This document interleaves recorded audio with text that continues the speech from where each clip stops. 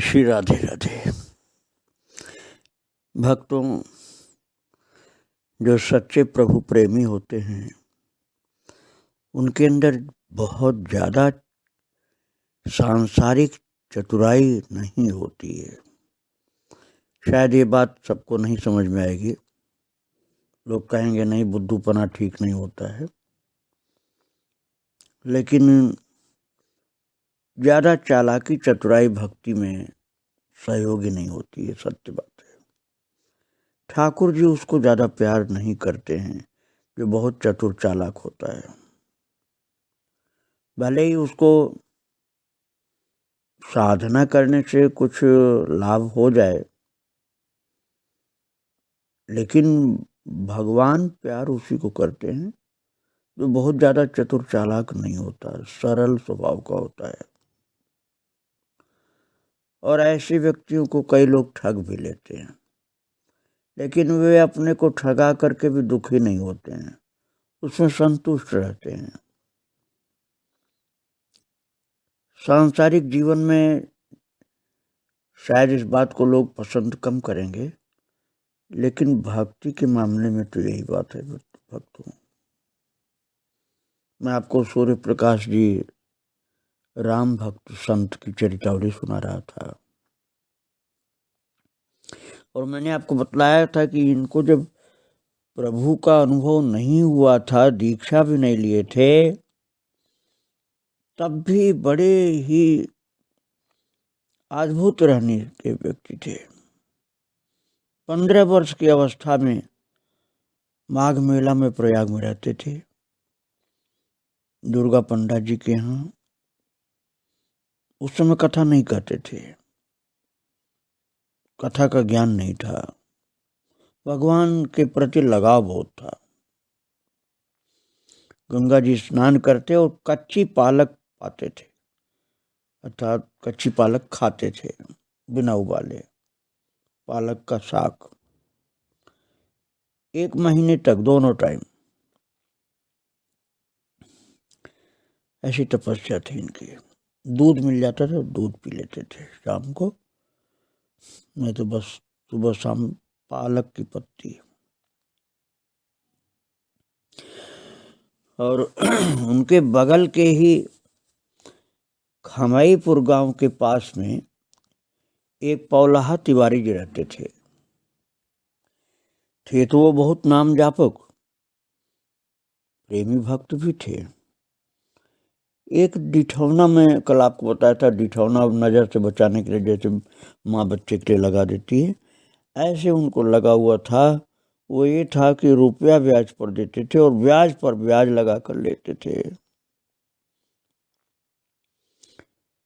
तो ये जो सूर्य प्रकाश जी संत थे, अभी संत हुए नहीं थे, संत वेश धारण नहीं किए थे, भक्त जरूर थे, हाँ अभी कथा नहीं करते थे, अभी लगन बहुत नहीं थी, लेकिन श्रद्धा बहुत थी। तो ये सूर्य प्रकाश जी के पिताजी चंद्रिका प्रसाद जी महाराज, ये पौलाहा तिवारी जी से पैसा लिए थे, जो उनकी बात में भी बता रहा था कि कर्ज का ब्याज भी लेते, ब्याज का भी ब्याज लेते थे। तो कर्ज लिया था इन्होंने, चंद्रिका प्रसाद जो सूर्य प्रकाश के पिताजी थे, तो उन्होंने अपना पूरा पैसा वापस कर दिया सूर्य प्रकाश के पिताजी ने। लेकिन पौलाहा तिवारी जी ने कहा कि भाई आप हमारा पैसा दीजिए, फिर से हमारा ब्याज पूरा करिए। तो कहा पैसा तो हमने दे दिया आपको। पौलाहा तिवारी जी ने पंचायत बटोरी और पंचायत में कहा कि हमारा पैसा अभी वापस नहीं किया इन्होंने। तो महाराज जो सूर्य प्रकाश के पिताजी थे, उन्होंने कहा कि हमने तो भैया पैसा वापस दे दिया आपको। और उस समय सूर्य प्रकाश जी 17 साल के थे। अब 17 साल का बालक समझिए आप। वो खड़े हो गए। सूर्य प्रकाश जी बहुत सुंदर थे और उस समय किशोर हुए, घुंघराले बाल थे, आंखें बड़ी लगती थी। सुंदरता थी, बहुत प्रेम से खड़े होकर के बोले कि तिवारी जी, मैं आपका पूरा पैसा वापस करूंगा, जो मेरे पिताजी ने लिया है मैं वापस करूंगा, आप निश्चिंत रहिए। तिवारी जी प्रसन्न हो गए और बोले कल मेरे घर आना। तो जब दूसरे दिन तिवारी जी के पास सूर्य प्रकाश जी गए तो बोले कि पंडित सूर्य प्रकाश जी, अगर तुम अपने जीवन में कुछ पाना चाहते हो तो भगवान के सीताराम नाम का जप करो। भक्तों, ये तिवारी जी ने कहा था, क्योंकि नाम जप बहुत करते थे वो। ब्याज वाली बात अभी उनके समझ में नहीं आई थी कि ये गलत है, लेकिन नाम जप वाली बात समझ में आई थी। उन्होंने कहा सीताराम नाम जप करो, ये तिवारी जी ने कहा था भक्तों। लेकिन मैं कह रहा हूं कि प्रभु का कोई भी नाम जप करो, कल्याण निश्चित होता है। जिस नाम में आपकी श्रद्धा वही आपके लिए फलदायी जल्दी होगा। और तब से पंडित श्री सूर्य प्रकाश जी ने श्री सीताराम नाम की रट लगा दी और सीताराम सीताराम सीताराम सीताराम सीताराम सीताराम सीताराम सीताराम ये जप करते रहते थे। तो तिवारी जी ने कहा, पैसा तुम कहाँ से दोगे, कुछ करते तो हो नहीं, क्या तुम राम कथा कहना चाहते हो? राम कथा तुमको आती है क्या? बोले नहीं, मुझे तो नहीं आती। तो क्या कथा कहना चाहते हो? बोले मैं तो जानता ही नहीं हूँ। तो तिवारी जी ने कहा, पहले रामायण पढ़ने को, रामायण पढ़ो।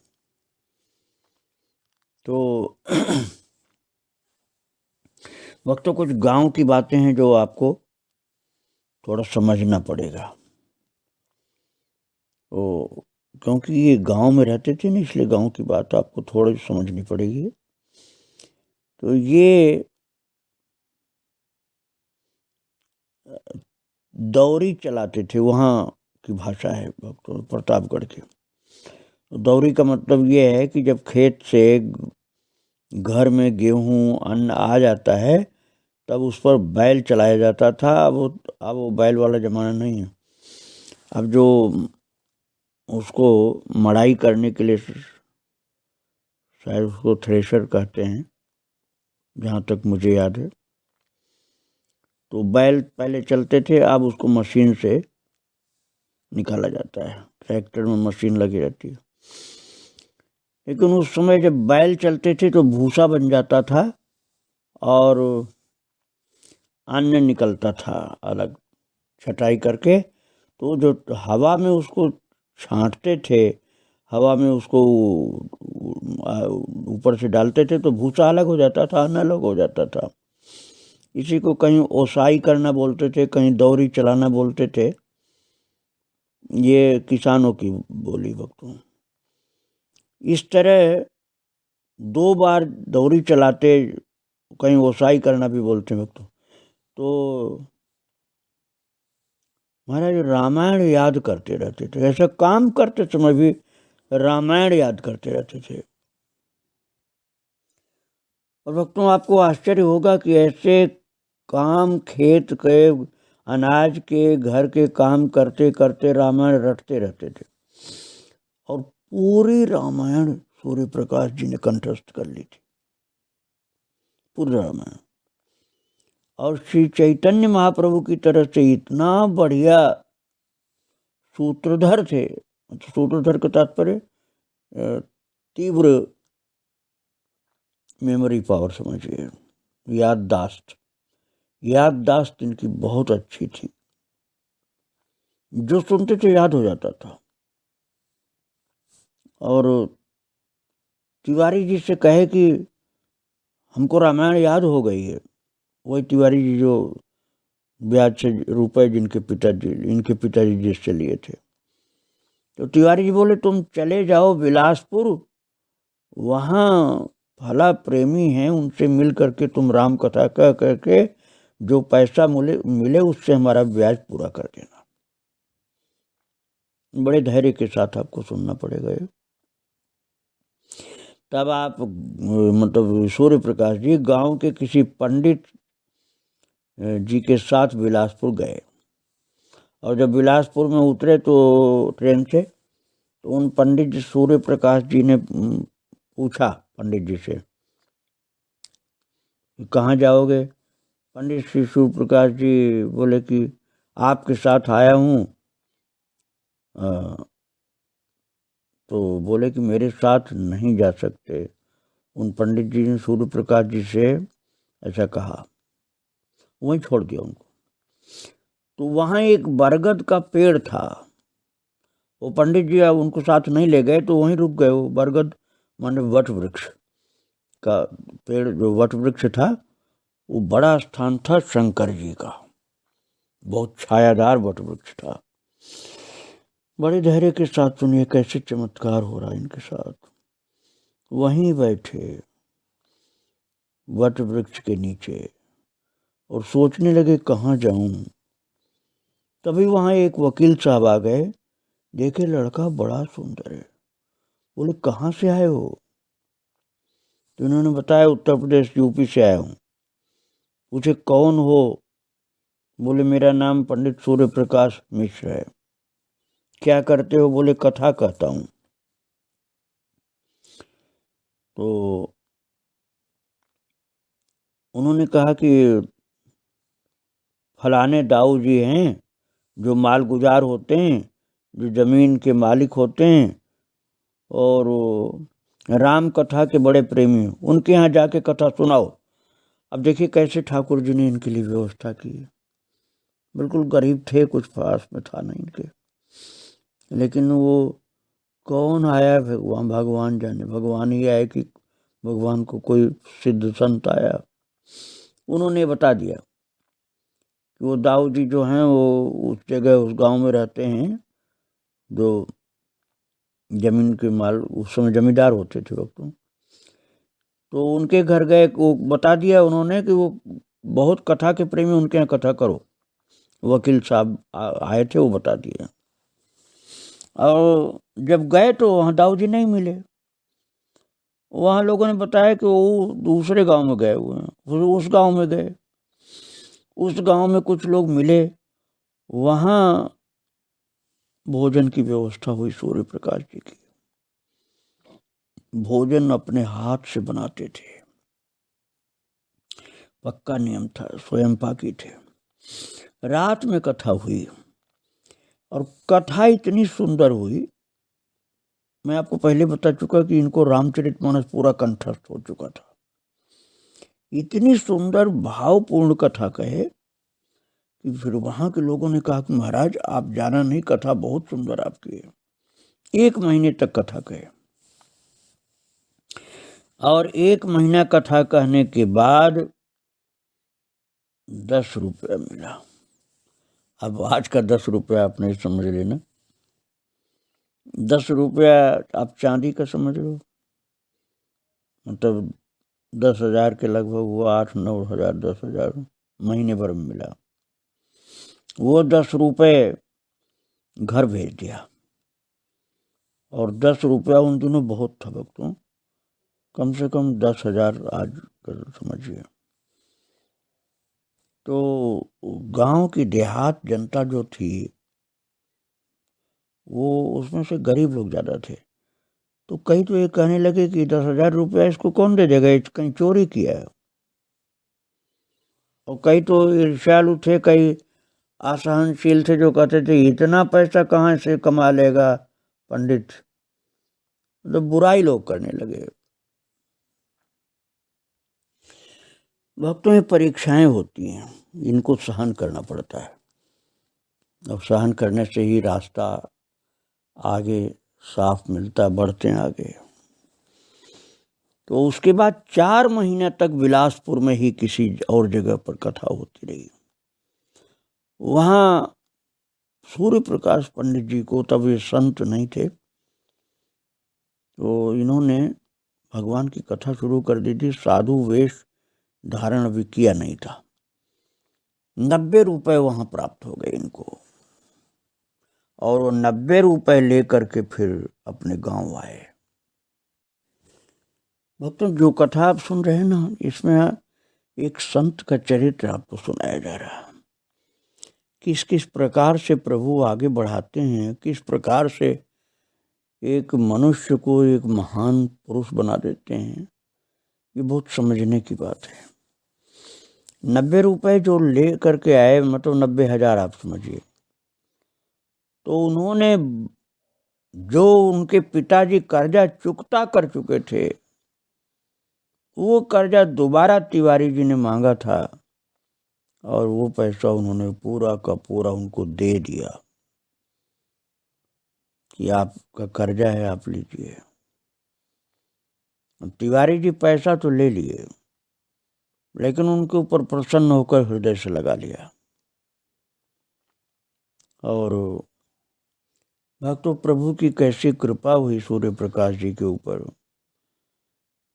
कि बिना सीखे, किसी से भी सीखा नहीं, हारमोनियम बजाने लगे, बांसुरी बजाने लगे, तबला बजाने लगे और भगवान का नाम गाते थे। उस पर हारमोनियम पर कोई फिल्मी गाना नहीं गाते थे, भगवान का नाम और रामायण की चौपाई, रामायण अर्थात रामचरितमानस संपूर्ण कंठस्थ था, तो रामायण की चौपाई बड़ी भाव से गाते रहते थे और राम जी का, सीताराम जी का नाम गाते थे। और इस प्रकार से इनकी उम्र अब 20 साल की हुई थी। माघ मेला का जो नियम था इनका पुराना, वो नियम अभी भी जारी था, उसको तोड़ा नहीं था। अब भी जाते रहते थे माघ मेला में। हर साल 1 महीना पूरा 1 महीना इलाहाबाद में माघ मेला जो लगता है, हर साल 1 महीना रहते थे वहाँ पर। वो ठंड पड़ती उस समय खूब, और संगम में स्नान करते हैं। बड़े नियम वाले पक्के लोग होते हैं भक्तों। ज़्यादा बुढ़ापे में सब नियम तो नहीं चलता, लेकिन युवावस्था में श्रद्धावान लोग इस नियम से रहते हैं। और अब माघ मेले में गाय का दूध थोड़ा थोड़ा पीने लगे थे। कच्ची पालक तो अब भी वही नियम था। पहले तो ये था कि दूध रोजाना मिलता नहीं था कहीं, कच्ची पालक ही खाते थे सुबह शाम। और अब कच्ची पालक भी खाते थे दोनों टाइम, और शाम को एक टाइम दूध भी लेते थे। दूध दोनों समय नहीं लेते थे, एक बार लेते थे। दुर्गा प्रसाद पंडा के यहाँ कोई एक दूध देने वाला आता था, उसे पंडा जी बोले थे कि हमारे यहाँ जो संत जी आए हैं उनको दूध दिया करो। आप लोग इनको संत जी कहने लग गए थे 20 साल की उम्र जब हो गए थे, तो सब लोग इनको साधु साधु बोलते थे। वास्तव में बहुत ही रहनी अद्भुत थी इनकी। केवल पालक खाना दोनों टाइम, शाम को दूध पीना, और भगवान श्री सीताराम जी का नाम जप करना, और रामायण की चौपाई हारमोनियम पर गाते रहना, पूरे रामायण गाते रहते थे। और तब सूर्य प्रकाश जी की शादी हो गई थी। कनक भवन दर्शन करने के लिए अयोध्या जी जाते थे, और उस समय इनका परिचय हुआ स्वामी मानस तत्वानंद श्री राम कुमार दास जी महाराज जी से। ये इनका दर्शन मैंने किया था भक्तों। ये मणि पर्वत अयोध्या जी, वहाँ रहते थे।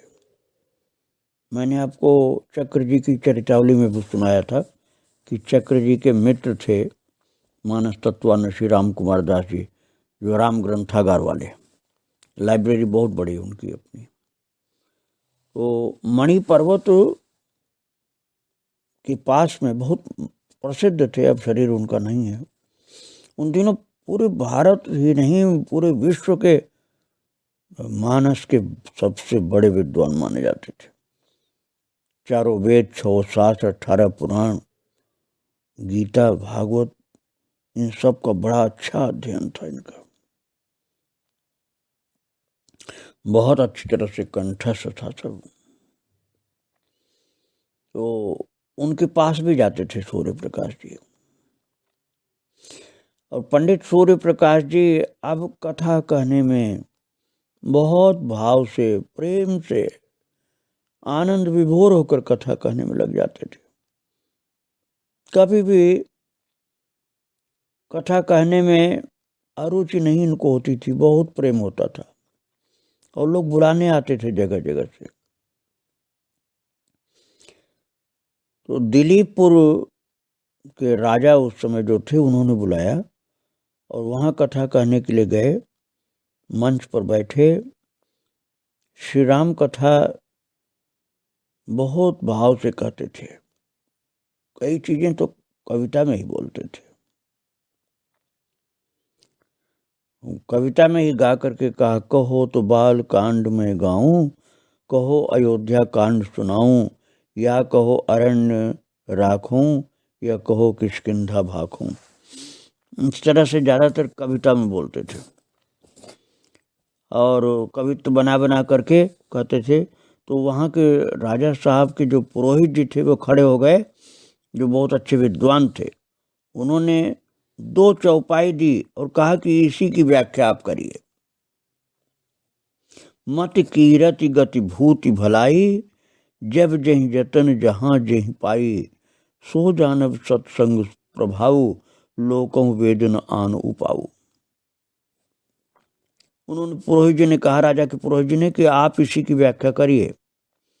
और पंडित श्री सूर्य प्रकाश जी इसी की व्याख्या 3 दिन तक किए। और तीसरे दिन पंडित श्री सूर्य प्रकाश जी महाराज दर्शन करने के लिए फिर गए अयोध्या जी। तो बहुत ही सुंदर लगते थे, बड़े घुंघराले इनके केस थे और बहुत भाव से कथा कहते थे। लोग देखकर मुग्ध हो जाते थे। ऐसे लोगों को लगता था जैसे चैतन्य महाप्रभु ही राम जी की कथा आज सुना रहे हैं। और त्रिकाल संध्या करते थे, गायत्री मंत्र का जप करते थे, भगवान राम के सीताराम नाम का जप करते थे, शिव जी की भी आराधना करते थे, नारायण मंत्र का जप बचपन से करते थे। बड़ा नियम था इनका। चेहरे पर प्रकाश रातें जैसा दिखता था।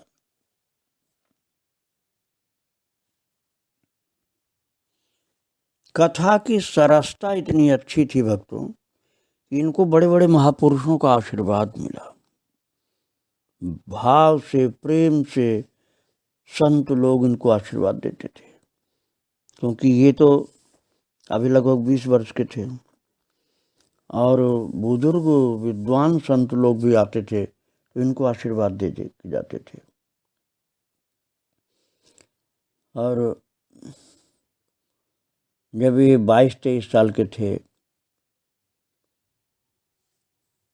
तो भक्तों उस समय ये बम्बई गए थे, वहाँ भी बड़ा इनका सम्मान हुआ और बहुत ही भक्त संत लोगों ने इनकी बड़ी इज्जत की।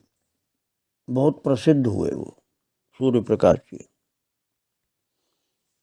एक बजरंगी नाम के भक्त थे, उन्होंने रघुनाथ जी अर्थात भगवान श्री राम जी का एक स्वरूप इनको दिया और कहा कि इनको हम रघुनाथ जी कहते हैं, आप ही इनकी सेवा करिए, पूजा करिए। तो सूर्य प्रकाश ने वापस कर दिया कि देखो भाई, मैं नहीं कर पाऊंगा सेवा, मैं तो रामायण गाता रहता हूँ। एक बार लौटाया, दोबारा लौटाया, तीसरी बार लौटाया, वो बार बार दे जाते थे बजरंगी जी। फिर चौथी बार नहीं लौटाया क्योंकि इनको विश्वास हो गया कि रघुनाथ जी उनके साथ ही रहना चाहते हैं। जब रघुनाथ जी आ गए पंडित सूर्य प्रकाश जी के पास, तब फिर वापस नहीं किया चौथी बार। तो सेवा में ऐसे मगन हुए कि रघुनाथ जी के लिए महाराज बड़ा भाव हुआ मन में पैदा और रिजर्वेशन कराते थे तो एक सीट इनके लिए रखते थे, ठाकुर जी के लिए, रघुनाथ जी के लिए। भगवान श्री राम जी का एक बड़ा सा चित्रपट था, रघुनाथ जी नाम था उनका। तो उनके लिए भी एक रिजर्वेशन की सीट रहती थी ट्रेन में और उस पर रघुनाथ जी विराजते थे, दूसरी सीट पर ये रहते थे 2 बर्थ रिजर्व कराते थे। इसी तरह से अपने कुटिया में 2 पलंग रखे, एक पलंग पर रघुनाथ जी और एक पलंग पर सोते थे।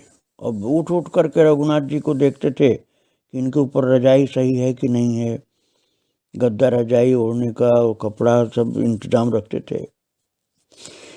किस प्रकार से ठाकुर जी अपने भक्तों का भाव बढ़ाते हैं, प्रेम बढ़ाते हैं।